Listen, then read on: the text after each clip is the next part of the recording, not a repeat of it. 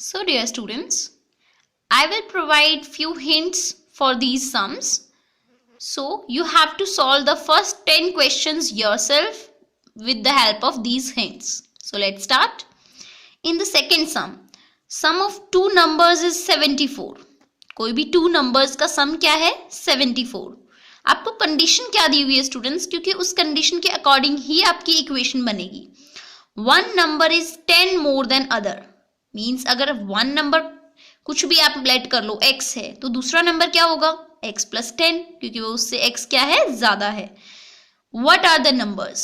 सो अब आपने इस कंडीशन को अप्लाई करके नंबर्स फाइंड आउट करने हैं. सो स्टूडेंट्स आप लेट कैसे करोगे? Let the first number x, कि अगर फर्स्ट नंबर x है तो सेकंड नंबर क्या होगा, क्योंकि वो उससे 10 मोर देन था ना, then x plus 10. Then according to question उन दोनों नंबर्स का सम कितना है students 74. So sum of two numbers is 74.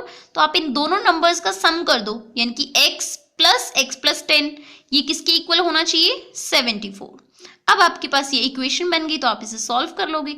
x plus x कितना हुआ 2x plus 10 is equal to 74. यहां से आपने x की वैल्यू फाइंड आउट करनी है स्टूडेंट्स.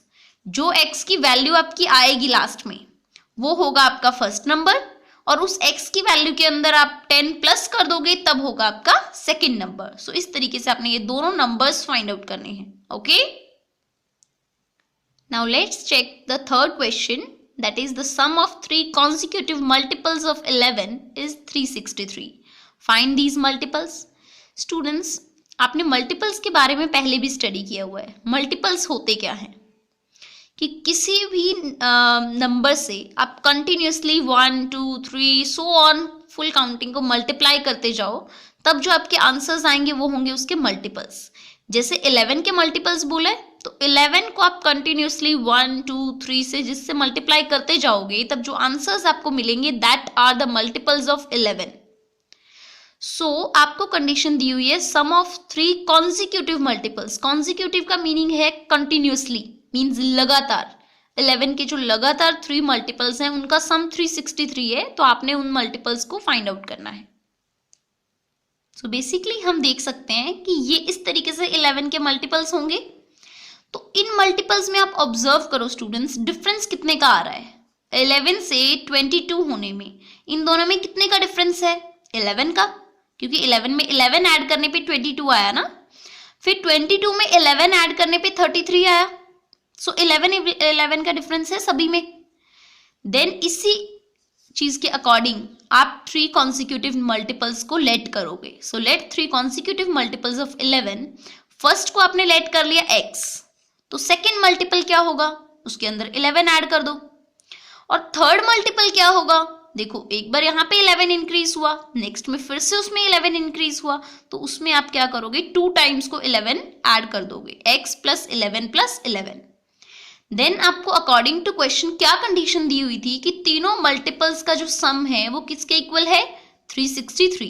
तो तीनों को आप ऐड कर दो, x plus 11 plus x plus 11 is equal to 363. Then students हम इसे सॉल्व करेंगे. x plus x 2x plus 1x 3x. So ये बन गया आपके 3x. एंड 11 प्लस 11 किसके इक्वल होगा 33 इज इक्वल टू 63. स्टूडेंट्स ये अब आपके पास एक लीनियर इक्वेशन है जिसमें से आप x की वैल्यू फाइंड आउट करोगे जैसे आपने प्रीवियस एक्सरसाइज में की है. तो जो आपकी x की वैल्यू आएगी वो होगा आपका फर्स्ट मल्टीपल, उसमें 11 ऐड कर दोगे तो सेकंड मल्टीपल, और उसमें 2 टाइम्स 11 ऐड कर दोगे तो वो थर्ड मल्टीपल. सो ये आपके आंसर्स आ जाएंगे. इसके लिए आपको x की वैल्यू निकालना सबसे इंपॉर्टेंट है. So do it. Then our fourth question is the sum of three consecutive positive integers is 39. Students इस बार हमारे पास select करने हैं हमने consecutive positive integers. First of all positive integers क्या हैं? नंबर लाइन के जो राइट हैंड साइड में आते हैं वो सभी पॉजिटिव इंटीजर्स हैं. 1 2 3 4 5 6 सो ऑन, सभी पॉजिटिव इंटीजर्स हैं. तो सभी में डिफरेंस कितने कितने का आ रहा है स्टूडेंट्स 1 1 का. तो आप कॉन्सिक्यूटिव इंटीजर्स लेट करोगे और उन सबके, उन तीनों कॉन्जिक्यूटिव इंटीजर्स के सम को किसके इक्वल रखोगे? 39। लाइक दिस वन, आपने लेट करना है सबसे पहले कॉन्जिक्यूटिव पॉजिटिव इंटीजर्स। अगर फर्स्ट नंबर आपका x है तो 1 1 का गैप है ना, 2 और 3 में कितने का गैप है? 1। इन दोनों में भी 1 का गैप है, तो आप फर्स्ट इंटीजर को आपने x लेट किया, सेकंड क्या होगा? x plus 1। नेक्स्ट क्या होगा? उसमें 2 टाइम्स 1 1 ऐड हो जाएंगे, then x plus 1 plus 1। So students, according to question इन तीनों इंटीजर्स का सम कितना है? 39। सो तीनों को ऐड करके किसके इक्वल पुट करोगे? 39 के। सो स्टूडेंट्स, आपने इसको सॉल्व करना है। x plus x 2x, 2x plus x 3x। इसी तरीके से आप इस पूरी इक्वेशन को सॉल्व करके x की वैल्यू फाइंड आउट करोगे और उसको यहाँ पे पुट करोगे। जो x की वैल्यू आएगी वो फर्स्ट इंटीजर, x में 1 ऐड करोगे तो सेकेंड इंटीजर, और उसमें 2 ऐड कर दोगे तो third integer. Is that clear? Students, next sum में बिल्कुल सिमिलर पैटर्न है। Sum of 3 consecutive odd numbers. इस बार क्या दिए हुए हैं आपको? Odd numbers. ऑड नंबर्स कौन से होते हैं स्टूडेंट्स? 1 3 5 7 9 and so on. तो आप देख रहे हो कि ऑड नंबर्स में कितने का गैप आ रहा है? 2 का गैप आ रहा है। 1 से 3 के बीच में कितने का गैप है? 2 का। सो आप इसको लेट किस तरीके से करोगे? अगर ऑड नंबर्स ये हैं, 2 2 का गैप है, तो लेट 3 कॉन्जिक्यूटिव ऑड नंबर्स। अगर फर्स्ट नंबर x है तो उसके अंदर आप 2 ऐड कर दो तो नेक्स्ट नंबर आ जाएगा। अगर उसमें आप 2 को 2 टाइम्स ऐड कर दो, मतलब 2 प्लस 2, देन ये आपका थर्ड ऑड नंबर आ जाएगा। Okay, and according to question the sum of these 3 consecutive odd numbers is equal to 39। तो उसको 39 के इक्वल पुट कर लो तीनों का सम करके, and then you will solve this equation. Students, आप इस इक्वेशन को सॉल्व करके x की वैल्यू निकालोगे, और जो x की वैल्यू होगी वो फर्स्ट ऑड नंबर आएगा आपका, उसमें 2 ऐड करोगे तो सेकेंड, और उसमें 4 ऐड करोगे तो third odd number. Is that clear? In the next question, 3 consecutive integers are such that taken in increasing order। Students, कोई भी 3 इंटीजर्स को लिया गया है कॉन्जिक्यूटिव, वो भी लगातार हैं, in increasing order means increase हो रहे हैं 1 by 1, and multiplied by 2 3 and 4। उन 3 कॉन्जिक्यूटिव नंबर्स को आपने 2 3 और 4 से मल्टीप्लाई भी करना है, देन उनको ऐड करना है, तब इक्वल रखोगे आप 74 के। Then find these numbers. So students, according to our first condition, ये नंबर्स कॉन्जिक्यूटिव है, मीन्स 1 1 का ही गैप आएगा। So first number x let करोगे तो दूसरे में आप 1 ऐड कर दो, नेक्स्ट में आप x प्लस 1 प्लस 1 कर दो, दैट मीन्स 2 हो जाएगा ना, x प्लस 2।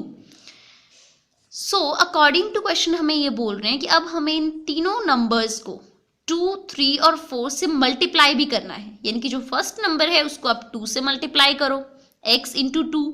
सेकेंड नंबर जो आपने लेट किया है x प्लस 1, इसे आप 3 से मल्टीप्लाई करो, देन x प्लस 2 को आप 4 से मल्टीप्लाई करो, देन आप तीनों नंबर्स को ऐड करोगे, देन आपने इसको इक्वल के पुट करना है, किसके? 74 के इक्वल पुट करना है। ओके, अब स्टूडेंट्स, जो आपके पास यहाँ पे इक्वेशन बनी है, इसे सॉल्व कैसे करोगे? सबसे पहले आप ब्रैकेट सॉल्व करते हो।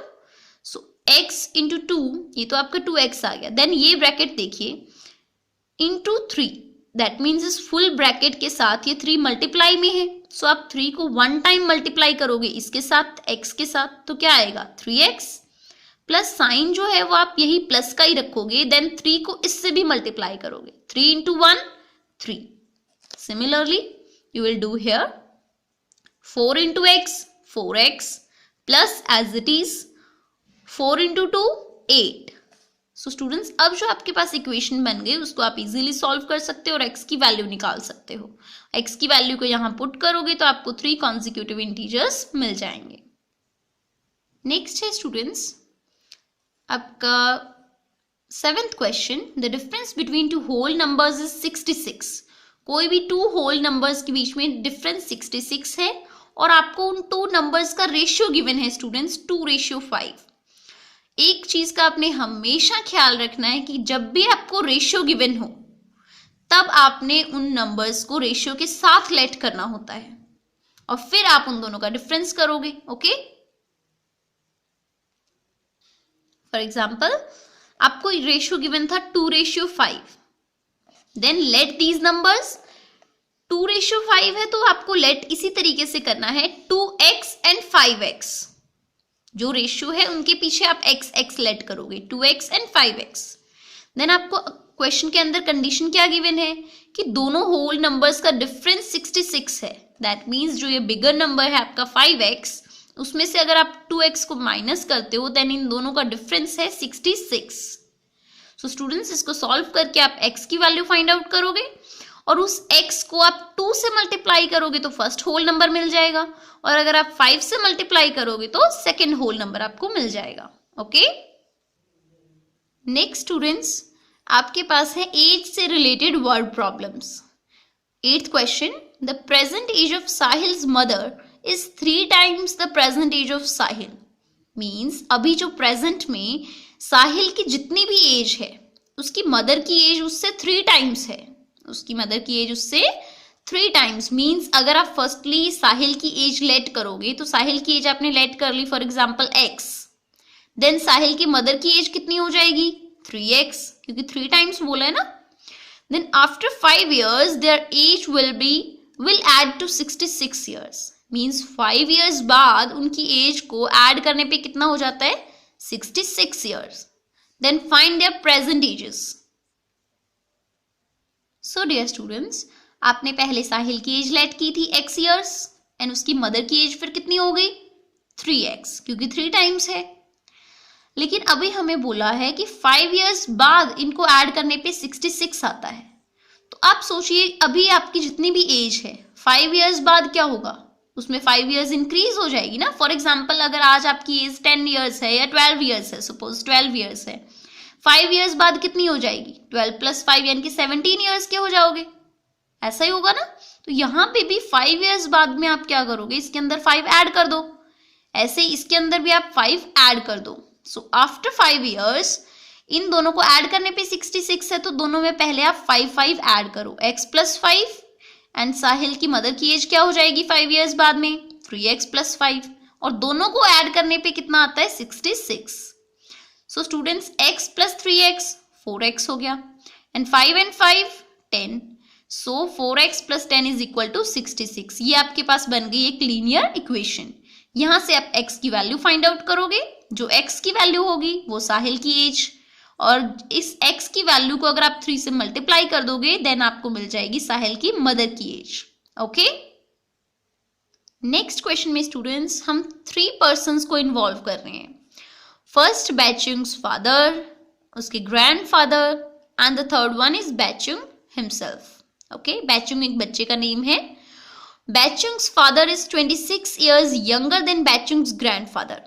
बैचुंग के पापा जो हैं वो उसके दादाजी से 26 years छोटे हैं, उसके दादाजी से 26 years छोटे हैं and 29 years older than Baichung, और उससे 29 years बड़े हैं। बैचुंग के जो पापा हैं वो उसके दादाजी से 26 years छोटे हैं और उससे 29 years बड़े हैं, और उन तीनों की एजेस का जो सम है वो कितना है students 135 years। So find what is the age of each one of them, उनकी हर एक पर्सन की एज कितनी कितनी है। सो फर्स्ट ऑफ ऑल हम बैचुंग के फादर की एज लेट करेंगे। फादर की एज आपने लेट कर ली x, तो उसके दादाजी उससे 26 years बड़े थे ना, उसके दादाजी बैचुंग के फादर से 26 years बड़े थे, तो आप उसमें ऐड कर दो। और सॉरी बच्चों, बैचुंग के फादर जो थे उसके दादाजी से 26 years छोटे थे। 26 years क्या थे, छोटे थे, क्योंकि उसके पापा तो उसके दादाजी से ऑब्वियसली छोटे ही होंगे ना। आपने उसकी एज, फिर उनके दादाजी की एज कैसे पता लगेगी, क्योंकि उनके दादाजी जो हैं उनके पापा से 26 years बड़े हैं। सो हम यहाँ पे 26 ऐड कर रहे हैं। Okay, then the age of Baichung, Baichung की एज कितनी होगी। अब आपको ये गिवन था कि जो बैचुंग के फादर हैं वो बैचुंग से 29 years बड़े हैं। बैचुंग के फादर की एज जो है बैचुंग से 29 years बड़े हैं वो, तो बैचुंग की एज कैसे निकालेंगे, इसमें से हम 29 माइनस कर देते हैं तो एज अपने आप आ जाएगी, क्योंकि ये उनके फादर की एज है और बैचुंग अपने फादर से 29 ईयर्स छोटा है, तो हम माइनस कर रहे हैं। Next students, according to question इन तीनों एजेस का सम कितना है? 135 ईयर्स। तो तीनों को प्लस करके 135 के इक्वल पुट करो और यहां से आप x की वैल्यू निकालोगे। फर्स्ट ऑफ ऑल ये ब्रैकेट सॉल्व करो, ब्रैकेट लगाते तो भी ठीक था, यहाँ पे माइनस का साइन था स्टूडेंट्स, इसलिए मैंने ब्रैकेट यूज किया है, अदरवाइज कोई जरूरत नहीं थी। x plus x 2x and 26 as it is. Then आप इस ब्रैकेट को सॉल्व करोगे, x minus 29, then 2x plus x कितना आ गया? 3x and then 26 and minus 29। Students 26 के आगे प्लस साइन है, 29 के आगे माइनस साइन है। जब वन टर्म प्लस हो वन टर्म माइनस हो तो क्या करते हैं हम? सब्ट्रैक्शन। और माइनस 29 में से 26 माइनस करने पे क्या बचेगा? -3। सो अब आप इस इक्वेशन को सॉल्व करोगे और यहां से x की वैल्यू निकालोगे। जो x की वैल्यू आएगी वो होगी बैचुंग के फादर की एज। उसमें अगर आप 26 ऐड कर दोगे तो ग्रैंडफादर की एज आ जाएगी। अगर उसमें से आप 29 माइनस कर दोगे देन एज आ जाएगी बैचुंग की।